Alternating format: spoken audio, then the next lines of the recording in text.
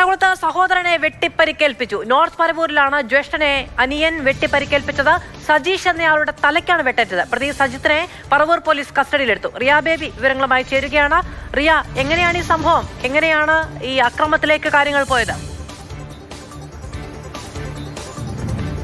മാധു, ഇന്ന് രാവിലെ 6:30 നോർത്ത് പറവൂർ കോട്ടുപള്ളിക്ക് സമീപം ഈ സംഭവം നടക്കുന്നത്. ഈ സഹോദരന്മാരായ സജീഷും സജിത്തുമാണ് ആ വീട്ടിൽ ഏറെക്കാലമായി താമസിക്കുന്നത്. ഇവിടെ രക്ഷിതാക്കളും മുത്തശ്ശിയും ആ വീട്ടിലുണ്ടായിരുന്നവർ അടുത്തിടെ മരണപ്പെടുകയും ചെയ്തു. അതുകൊണ്ട് രണ്ടുപേരും ഒറ്റയ്ക്കായിരുന്നു.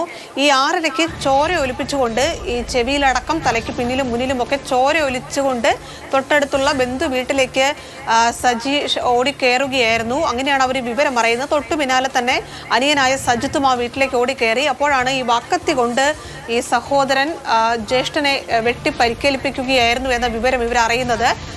മാനസിക പ്രശ്നം ഉണ്ടായിരുന്ന ആളാണ് പ്രതി.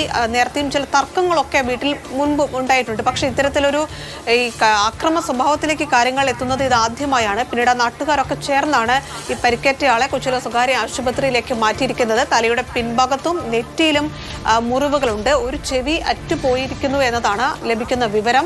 എന്തായാലും ഇപ്പോൾ ചികിത്സയിലാണ്. ഈ പറവൂരിൽ നിന്നുള്ള പോലീസ് എത്തി ഈ പ്രതിയായ അനിയനെ കസ്റ്റഡിയിലെടുത്തിട്ടുണ്ട്. വിശദമായി തന്നെ ചോദ്യം ചെയ്തു വരികയാണ്.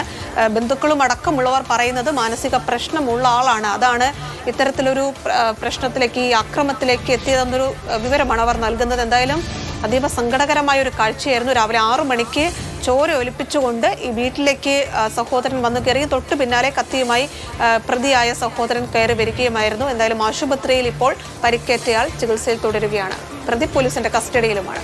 റിയ ബേബിയാണ് വിവരങ്ങൾ നൽകുന്നത്. പ്രതി സജിത്ത് ഇപ്പോൾ പോലീസിന്റെ കസ്റ്റഡിയിലുണ്ട്. ജ്യേഷ്ഠനെയാണ് അനിയൻ വെട്ടി പരിക്കേൽപ്പിച്ചത്. രാവിലെ 6:30 കൂടിയാണ് സംഭവം.